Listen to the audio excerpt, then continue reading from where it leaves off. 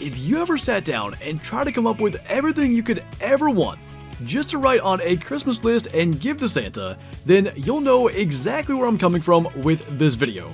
This is my Call of the Wild Christmas list and wish list for 2024 and beyond. Now, I always like to start these videos with one thing that I think is extremely unlikely at this point, but I actually really like editing it and kind of bringing it to life for one video a year, and that is an age system, either in addition to or instead of the level system. And the rationale is really simple. The level system in the Hunter Call of the Wild is kind of arcadey to begin with, and it's also very confusing for new players. White-tailed deer make diamond at level 3, black-tailed deer make diamond at level 5, red deer make diamond at level 9. That in and of itself is difficult to grasp. But I think an age system would be a lot simpler because people generally understand different animals are going to have different lifespans.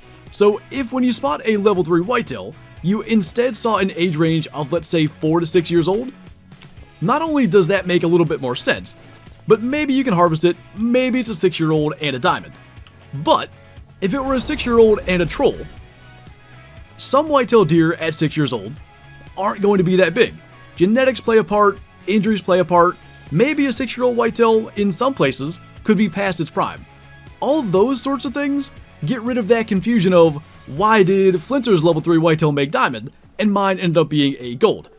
I just think an age system would make a lot more sense. I'd love to see it. I think it would be really cool, and it still would be unique in giving the actual years as opposed to things like Hunting Sim and Way the Hunter. They've done young, adult, and mature. Always something I've wanted, something I wish Call of the Wild would do, and maybe one day we'll see it. Now, during certain portions of this video, such as right now, you'll see some background footage of grinding for moose, and it actually was multiplayer grinding for moose that brought this next item to the wish list, and that is the ability to draw on the map and maybe to even leave multiple markers on the map. Several times now, Kyle and I have attempted to grind moose on my multiplayer games, and it is almost impossible to do so effectively. What happens is you can't keep track of who's gone where, and you end up visiting the same lakes multiple times, many times right after the other person just went there. If you could simply draw on the map and cross off a lake you've been to, it would be so much more efficient, so much more convenient, and it stems far beyond just grinding for great ones. When in multiplayer, if you could just draw out your path so someone else knows you're headed to this lake, maybe go a different direction, or if you could circle a lake, if you could circle an area where you've seen an animal, those sorts of things that already exist in the Hunter Classic would be so nice in Call of the Wild. We've got these huge maps. There's so much you could do, and I just think that ability to just draw a line, draw an X, add an additional marker, it can make hunting so much more convenient, so much more effective, and Expansive Worlds has even already figured this out for the angler, where you can play both on console and on PC. Even if it is just being able to place multiple markers like the angler does, that would be a perfectly fine and effective solution. Now, every single year, we get a number of updates that, to a degree, can be fairly predictable. Normally we'll get new guns, a new map, usually new true racks, and I want to have at least one thing in all those categories in this video. And I've got an idea for a map that you're not going to expect that I think could be pretty cool. It's not Greenland. I've done my Greenland pitch dozens of times on stream. I wanted to do something different for this. Now, some of you guys aren't going to like this at first. Some of you guys probably won't like the idea as a whole, and that's okay. My map idea is Florida.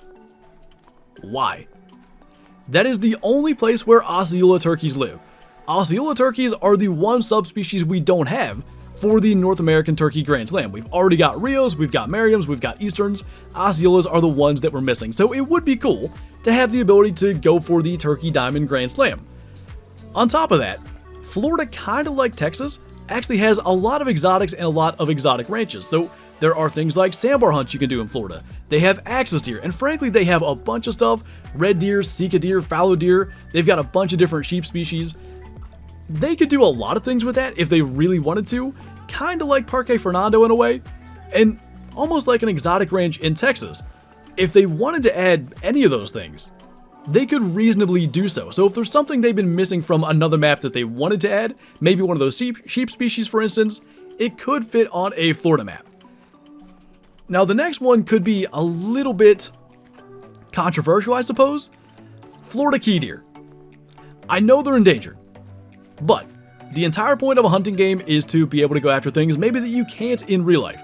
And Florida key deer would be something very new in terms of big game species. It would almost be kind of like a North American equivalent of a roe deer. They don't get that big, but I think it would actually be kind of cool to have them in the game. In order to kind of differentiate from Mississippi acres, I think gators and black bear are a must. But on top of the exotics, you could do a lot more waterfowl. You could have wood ducks, whistling ducks, mottled ducks. You could throw quail in there, rabbit, some other small game. The idea I've got in my head right now is kind of like a North American version of Raventuli Coast. A bunch of waterfowl, a bunch of small game, but enough big game to keep you interested if you're more into the big game side of things. And that exotic opportunity is kind of why I think Florida could work. Being able to add those things that, like I said, maybe were left off of other maps could actually be pretty neat. So I know that idea is kind of out there, but looking at what the game is missing, the Osceola turkey is really what inspired this. And then the more I looked into Florida hunting and the exotics and the capability of maybe adding more gators, another place to grind for black bear obviously, I think it could actually work. And I do like the waterfowl.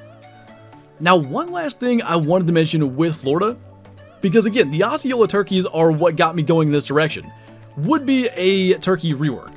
Getting a diamond turkey slam isn't really special right now because turkeys aren't very difficult or interesting to hunt. I'd really like to see a complete change of the mechanics, make calling worthwhile, make decoying worthwhile, more like the Hunter Classic in the way you can hunt turkeys there. I think that would actually make it more interesting to add Osceola turkeys in the first place and make it worth adding a Florida map as a whole. So I wanted to kind of add that onto the end of the Florida map idea, because I do feel turkeys right now are just kind of a thing you plink with the 22 in the distance and continue on. I'd really like to see that change, because the community wanted them for so long and they just aren't as good as they could be. Reworking turkeys and adding that final species for the Turkey Grand Slam, I think that could be pretty cool for 2024. So we're gonna mix and match a little bit. I don't want to do all the big ideas, that being map, guns, and Truax all back to back to back. So going back to some more feature type things, something that Way the Hunter just recently did with their mule deer, new trophy types, I'd love to see the Hunter Call the Wild add more diamond racks. Whether it's whitetail, mule deer, elk, really anything, even horns. Just more variations of the diamonds we can already get. I think it keeps the game a lot more interesting. Imagine a diamond whitetail that's just a big 5x5. Those sorts of things we just don't have. And whitetail especially, they can get to very high scores in so many different ways. And I think we're really lacking, as every diamond whitetail is essentially a different variant of an 8x8. More tine amounts that can reach diamond, maybe non-typicals, those sorts of things would be fantastic. And I would hunt whitetail for so much longer, on so many more maps, if the diamonds could be a little bit more unique from one to the next. Speaking of diamonds and Truax and all those sorts of things, I believe we're only down to Virunga Savannah in terms of maps that have any species that don't have Truax. And I do think my choice for what we need Truax for is going to be fairly obvious, but I still really want it, and thus it has to be on the wish list. Cape Buffalo. We've got water buffalo Truax, and it kind of amazes me that we don't already have Cape Buffalo Truax. You could do so much with it. Differences in the hooks on the ends of the horns, obviously differences in mass, maybe broken horns. I know that could be a bit of a problem in terms of scoring, and maybe it shouldn't happen on diamonds, only some smaller ones and things like that, because if you have a broken diamond that no longer makes diamond, that might be a little bit annoying. But I just think Cape Buffalo are one of the best species in the entire game, and the lack of Truax makes hunting them, unfortunately, really repetitive. I just mentioned adding new diamond racks for some of the antler species. Truax in general, and just unique Cape Buffalo, I think makes hunting Virunga and Cape Buffalo specifically a lot more interesting and a lot more replayable for a map that's already now 5 years old. But if we were to add new variations of diamond racks, new Cape Buffalo Truax, we'd need a new place to put them. I think it's time we get a new trophy lodge in the Hunter Call the Wild. The Hunter Classic, a game that is nearly 15 years old, just added a new trophy lodge, a huge new trophy lodge, that I think is awesome. And I just think, we've got some big lodges in the Hunter Call the Wild, but they could do so much more with them. And in my opinion, we need something kind of like a combination of Saseka Safari and Spring Creek Manor. Maybe even throw a little bit of the artistic effects of the Latent Trophy Cabin in there, and I think you'd have the perfect lodge. Something the size of Saseka Safari, or at least the footprint of it, but multiple levels like Latent Trophy Cabin and Spring Creek Manor. Just give us something that we could work for years to fill and still have empty spots to improve upon. That's essentially what I want out of a trophy lodge in the Hunter Call of the Wild, and the thing that I love about the Texas Lodge in the Hunter Classic is they've allowed you to really make almost like a museum in a way, just really fill it with mounts. I like what Call of the Wild goes for in almost a trophy lodge that you would be living in, but I kind of like Classic's approach better. Let us just put as many animals as we can in this room, and I think it turns out really, really nice. So a new trophy lodge in the Hunter Call of the Wild I feel is a must, and if they don't go that route, at least trophy lodge customization. Let us change the size of plaques in certain areas. Maybe we could put 2 deer-sized plaques instead of 1 moose-sized plaque in an area, those sorts of things. Just allow us to make the lodges a little bit more our own. Some people hunt basically nothing but waterfowl, and they may want to replace that moose-sized plaque I just talked about with, who knows, 6 waterfowl plaques. Some people, like myself, mostly only hunt big game. There are areas where there are 4 to 6 waterfowl plaques on one spot. Maybe instead we could add a couple of deer-sized plaques or a moose-sized plaque into that spot. I believe Saseka Safari came out late 2019. It's been long enough, 2024 would be 5 years by the end of it, since our last trophy lodge. It's about time for a new one, and I think that could be really cool. So circling back to the predictable updates, we always get weapon packs, usually a couple a year, and I'm coming back around to the moose grind that you've been watching in pieces behind the B-roll in this video. Moose grinding is annoying. Moose are insanely tough, and our only options, realistically, are bolt-action rifles. There was a time when I would have said this was not good for Call of the Wild, but a 300 Blackout could actually be pretty darn neat. Because moose are such tanks, having an AR rifle chambered in 300, it could actually allow you to be a lot more efficient with moose grinding. And let's be honest, the Hunter Call of the Wild has moved towards great ones and grinding a lot, so why not at least make that experience of grinding for one of the biggest animals in the game, and currently the biggest great one in the game, a little bit more enjoyable by adding a gun that is up to the task. Now, I decided to continue with the big gun theme because I wanted to go for a whole weapon pack here.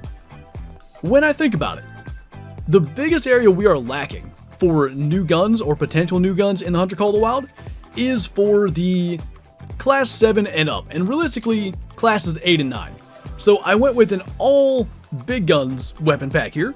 My idea is the 300 Blackout, a 416 Savannah that could be classes 8 and 9, and a 375 H&H. I'd also settle for a 340, something in that range. A couple of class 8 to 9 weapons. I think it would make hunting for Hunga Savannah a lot more fun. Maps even like Layton Lakes that have a couple of class 8s, Yukon Valley, a couple of 8s and 9s, Silver Ridge Peaks, 8s and 9s. It would be fun to carry something other than the 300 for once. And I think these two weapons, a 416 and a 375, they could actually kind of revolutionize loadouts and make it so that every time someone asks me, what's the best gun for moose grinding? What's the best gun for hunting bison, water buffalo, Cape buffalo, what have you? My answer wouldn't always be the Canning 300 Magnum from the Yukon Valley DLC. It's about time we get some better options there. These types of guns could definitely do that. Now, my intention when making these videos every single year is to not only bring new ideas to the conversation, but also bring back around ideas I've heard throughout the course of the last year and kind of put them all in one place, so that if any of these ideas are really good enough to be added to the game and something that enough people want, maybe they can catch fire within the community and become the new turkey. And what I mean by that is several years ago when the community decided they really wanted turkeys added to the Hunter Call of the Wild, it was everywhere. It was in every Expansive World stream chat. It was on all their social medias, it was in their Discord everywhere, and eventually, turkeys were added to the game. So if any of these ideas are good enough and wanted enough by the entire community, maybe that is a thing that happens. So my idea kind of goes two places here. Number one, I feel we need a spotting scope. The binoculars, they're good enough to spot big game animals at 400 meters, the maximum render. Small game though, whether it's rabbits, whether it's ducks, a lot of times you gotta get maybe to 300 meters or so to actually spot them, and a spotting scope would take care of that. But I want to kind of take this another direction. The camera for console players just isn't good enough. On PC, I can use this camera, I can zoom in, I can do whatever I want, and I can take my photo, and I can access it. Console players, that is not as much the case, and even if there was just a button to remove these yellow lines, and then use the normal screenshot function of consoles, that would kind of get to what I'd like. But I think almost a photo mode or just a camera that's improved, let us zoom in a little bit more, maybe let us play with some filters and stuff to get better photos of some of these animals, I think it would be really cool. It's become a big thing in the community to take up-close screenshots of great ones or diamonds or super rares, things that people are finding, and if we had a better camera for that, I think that would be pretty cool. Even if it actually was a physical item that you could carry around that has zoom and stuff, I think that would be really nice, and especially for console players. Like I said, I know the 3 lines, when you try to zoom in and take a screenshot of this, it makes it, a little less crisp looking. Just removing those lines even would be a start. So that is the final item on my Call of the Wild wish list for 2024. Let me know what you guys think of all these in the comments below, and of course, as always, what is on your wish list? Not only for 2024, but beyond. Be it maps, true rack ideas, guns, new species, or features, like some of the things we talked about today. Let me know in the comments below. As always, thank you for watching, Merry Christmas Eve, and I'll see you next time.